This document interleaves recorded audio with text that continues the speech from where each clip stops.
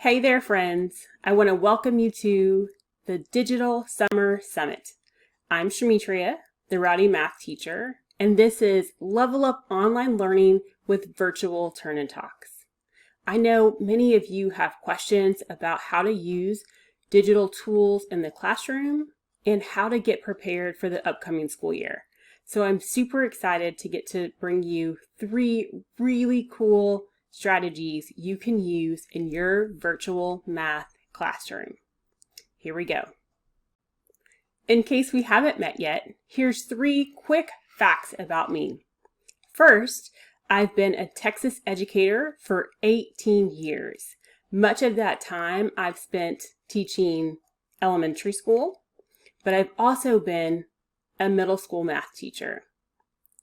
Second, I'm married to my best friend and favorite basketball coach, Mr. Derek Banks. And third, you can see the picture there with my mom and dad, but I have just finished my doctorate degree in mathematics education at Baylor University after a long 7-year journey. So super excited to have that journey over, and I'm ready for the next chapter in my life. One of the things that I enjoy most is providing professional development for teachers. So I'm super excited to get to bring this session to you. Before we jump in, I want to talk to you about our session objectives. So here we go. In today's session, we'll be learning about breakout rooms and how you can use them to boost student engagement. We'll explore how a traditional turn and talk structure can be transformed to support student learning in a virtual learning environment. We'll identify 3 virtual turn and talk structures that can be used to increase student-to-student interactions. And we'll generate some ideas to help make using breakout rooms and group work more successful in an online learning environment. First, I'd like to share a quote with you. This is from Dave Burgess. Provide an uncommon experience for your students and they will reward you with an uncommon effort and attitude. And I love this quote because I feel like it's exactly where we are right now and needing to figure out how to use technology to do the same job that we've done in the classroom for years. And so that's a little bit of that uncommon experience. And so today, specifically, we'll be talking about how to do something that's uncommon. We're going to be using breakout rooms to do virtual turn and talks. I know you're probably wondering, what is a virtual turn and talk? And now you're about to find out. I'd like to start with a question. Here's the question. How do we engage our students online? And what does online engagement look and sound like? Now, the answer to this question is going to be specific to each individual teacher, but I think it's an important place for us to start. I've heard from many teachers that they want to know how to engage their students online, but it's really important that we first investigate the question, how do we engage students online? How do we engage students in the classroom? Let's back it up even more. When I think about student engagement, what comes to mind for me is getting my students active, getting them to have a voice in what we're doing, hearing what they're thinking and what they're learning. In the classroom, I do this by starting my lesson with a game or using a picture book to kind of jumpstart their thinking about a topic or get them thinking about how a particular topic applies to them in the real world. I might also start with a great problem-solving problem or even a which one doesn't belong, or my favorite, who's correct type of question, just to get them thinking about whatever content or topic we're about to learn. So when I think about then moving that online, I can use those same tools online as I do in the classroom. They just require a little bit of adaptation and also a little modification because they will look and sound different in the classroom. And so in today's session, I want you to have this question in the back of your mind. What does engagement look like for you, and how are you going to transfer that to the online environment? We can do many of the same things. We will just have to think about them slightly differently. So first, what are breakout rooms? If you haven't had the chance to be involved in a meeting or be a part of some type of professional development experience where you got to use breakout rooms, you have really missed out on something special. In fact, this is something that I just learned about a few months ago, but I've had a chance to use a lot over the last couple of months. So what are breakout rooms? Specifically, breakout rooms are smaller work sessions within a large group meeting. And in the sessions I've been in, you can predetermine your group. So if you know you want to have certain students together, you can go ahead and assign those students to a breakout room, or you can make breakout rooms in the moment and just randomly assign everyone to a group, which is kind of cool because when you're in a large meeting, you never know who you're going to end up in a group with. So it's a little fun and mysterious to get to see who you end up in a room with. And even better, teachers can hop back and forth between breakout rooms so that you can check in with kids and make sure that they're on task and following whatever directions or whatever task sheet you've given them to do. So how can we use breakout rooms to increase engagement?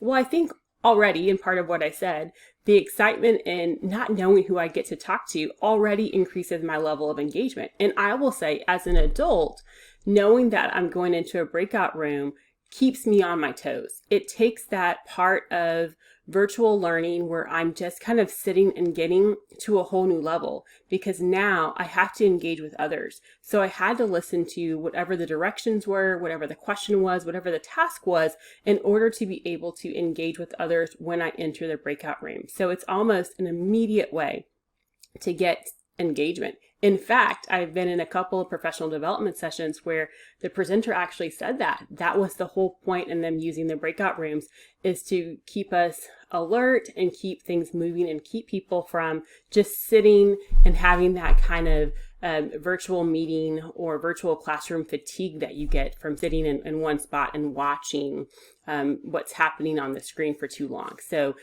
in itself, breakout rooms is a way to help engage our students. So along with that, what else can we do with breakout rooms to increase student engagement? We can divide students into groups to share ideas, discuss a quick problem, or to complete a collaborative work task. We can also create smaller learning spaces for guided math or math stations. And that may not be something that you've thought about before, but certainly, as I said, you can pop in and out of breakout rooms. So you could have a group of students that you are working with. So imagine taking your class, breaking into smaller groups, and then you head into a breakout room to work with a specific group of students. When we start looking at learning in this way, it really multiplies our possibilities and what we can do. Now, just a quick disclaimer, breakout rooms and the way that I'm talking about them are specifically a tool that is within the Zoom platform, the video conferencing platform.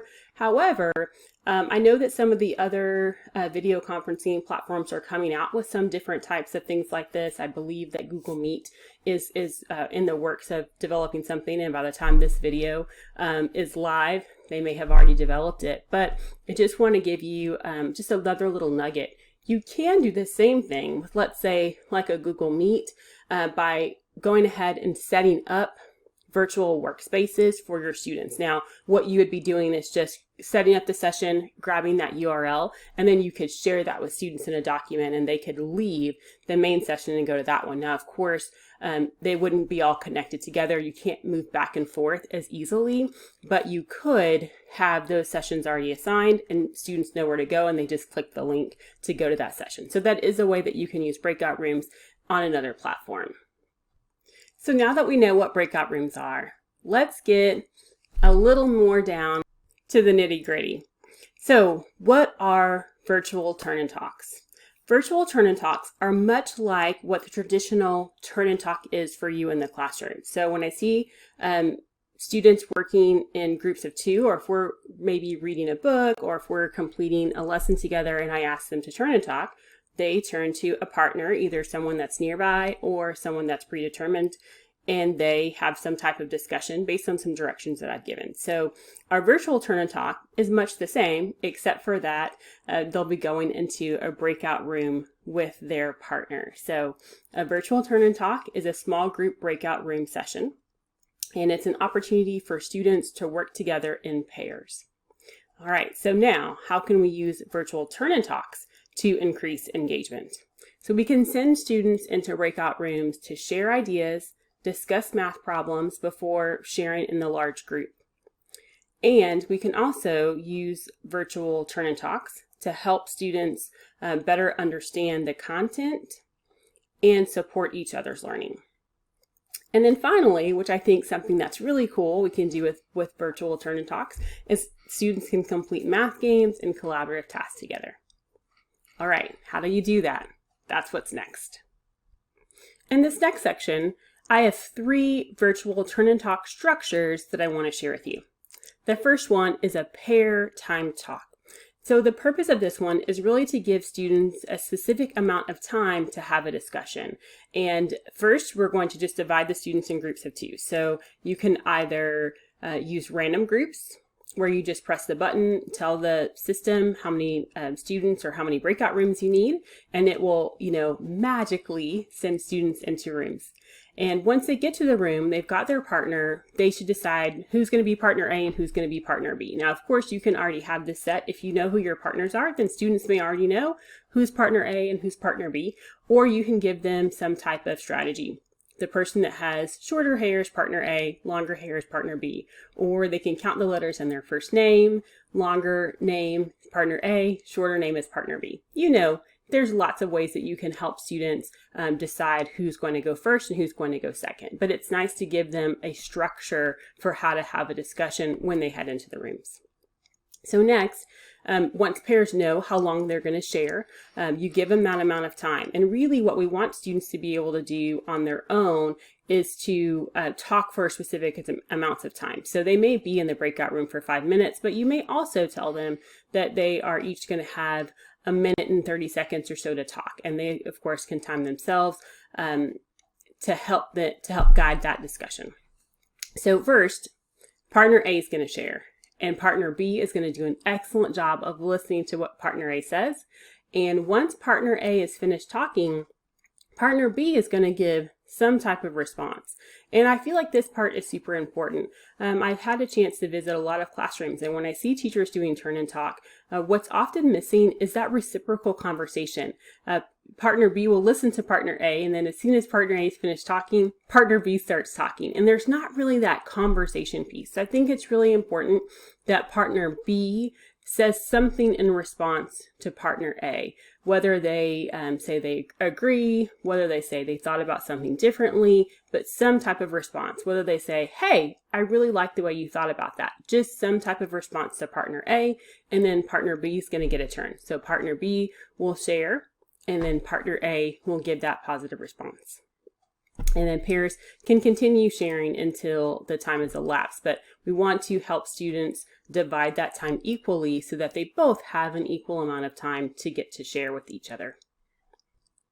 The next strategy is a teach and tip strategy. And I like this one because it's a real opportunity for students to get to be the teacher and learn how to help someone else come up with a correct response without telling them what to do, which I know for many of our students is a difficult skill, but it's an important one for them to learn.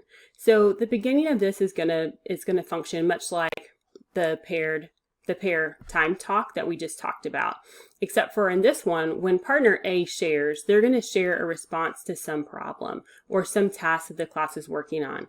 Partner B is going to listen. If partner B agrees with what partner A has said, they're just going to give them a positive affirmation. Maybe it's a thumbs up, maybe that's way to go, I really like the way you thought about that, or the way you explained that, but some type of positive affirmation for partner A. However, if partner B disagrees, then partner B is going to help partner A understand that concept by giving some tips. And so you can see in the picture, I've got 2 students that are talking about comparing numbers, and partner A gives an incorrect response. And partner B's tip is for partner A to use a number line to compare the fraction that they were comparing to 1/2, and use the number line to find the fraction and also 1/2. So not telling partner A what to do, but giving tips. Now, it's important that students know they should give an opportunity for partner A to come up with that answer. So they can give 2 or 3 tips. And after 2 or 3 tips, if partner A is still really struggling and partner B is able to show them what to do, then it would be appropriate to do that at that time. But we want to help kids learn how to help someone without telling them what to do. I think that's a really important skill for them to learn. And then once they have come up with a solution for that problem and partner A understands, then they switch roles and partner B gets to answer a question. The last structure is called pair teamwork, and this is where students play a game together or they complete a collaborative task. So again, we're going to start the same way. We're going to divide the students into groups of 2 and then assign A and B partners. Next, students are each going to be assigned a role.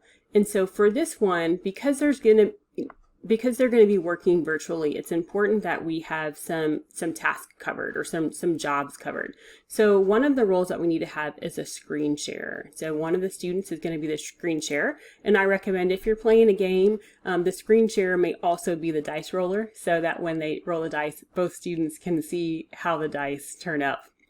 And then the other student could potentially be the recorder. So if we're working together in a virtual environment and students are working collaboratively, if you're using something like a Google Doc, of course, both students can be working on that Google Doc at the same time. So partner A may be doing the screen share and may be the one rolling the die, and they may need to have either a split window to do that or having a couple of different tabs open so they can go back and forth, but they would be the screen share showing the document as well as the dice roller, and then partner B could actually be the recorder. Or if they're playing a game, maybe partner B is the one that's moving the markers to the right places on the board. So there's lots of different roles that students can play in this particular turn and talk structure, but it is important that we set those roles in advance.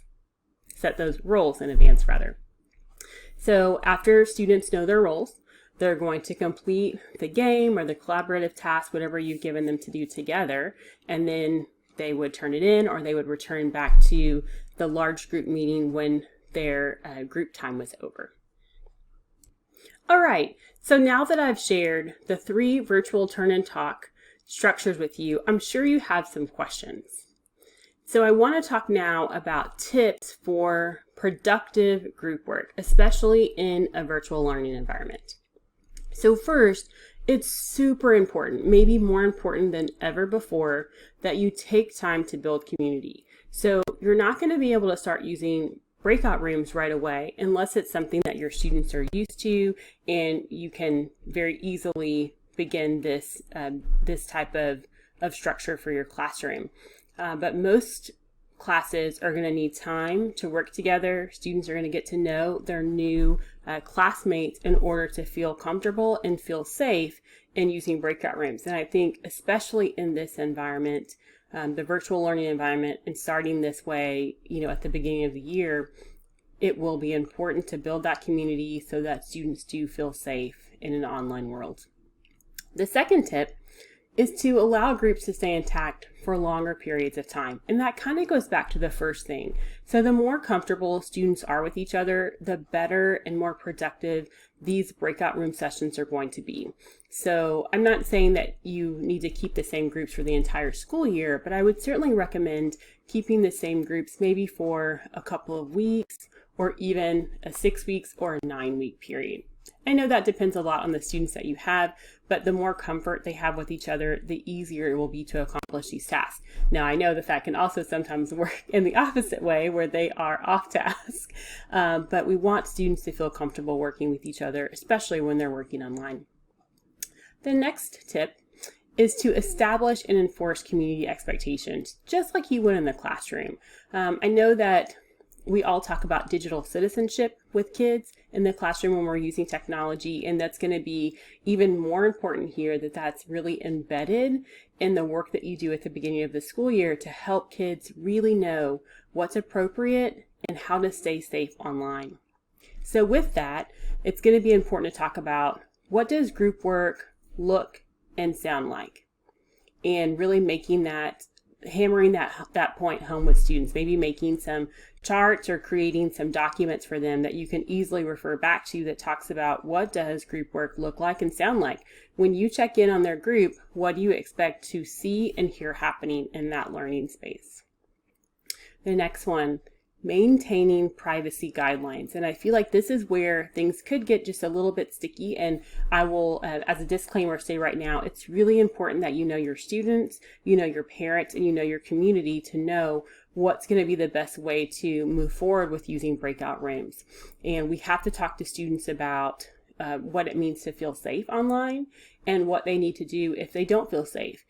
Although you can pop in and out of breakout rooms, students will be essentially unattended in breakout rooms. And if that's a factor or something that you're concerned about, you'll have to make sure that you've talked with your school administration and you've gotten feedback on what's an acceptable way to move forward and what's needed for you to do this successfully in the online learning environment.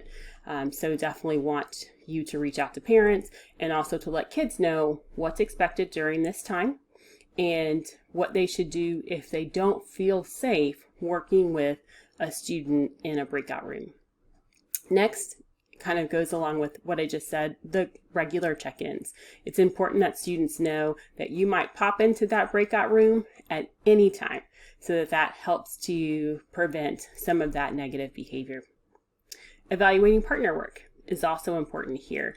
I think doing some self-reflections and also having pairs really rate themselves. Maybe you have a maybe behavior of the day or expectation of the day that you're looking for, and you have students rate themselves and their partner work on how they did towards meeting that expectation.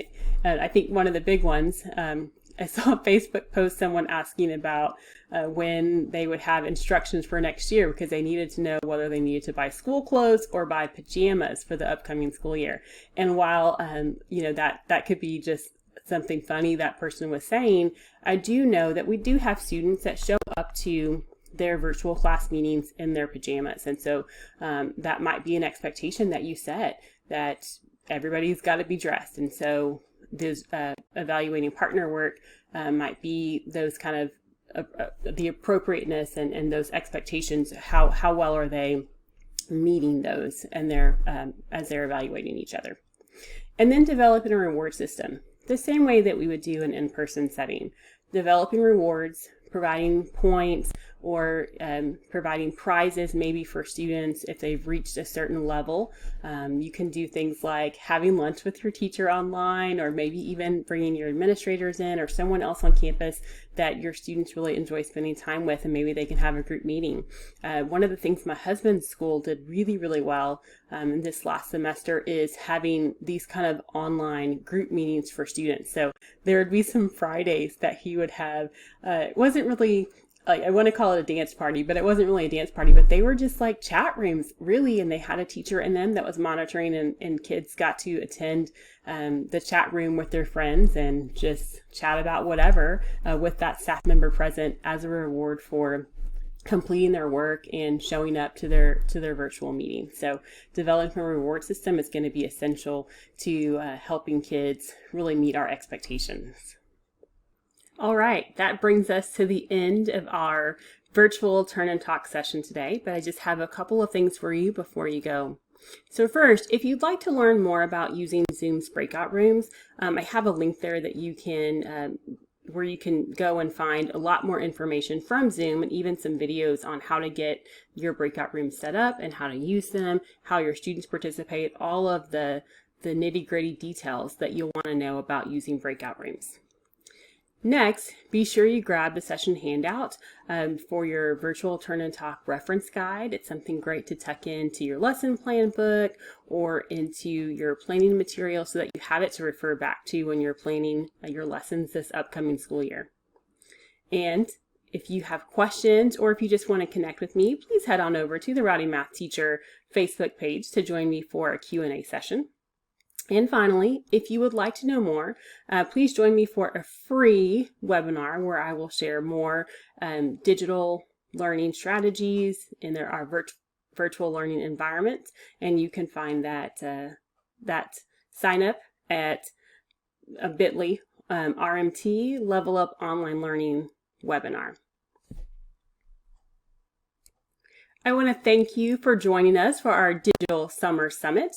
And I also want to thank you for joining me for this session. I hope you are ready to level up your online learning with virtual turn-in talks. Best wishes for a great school year.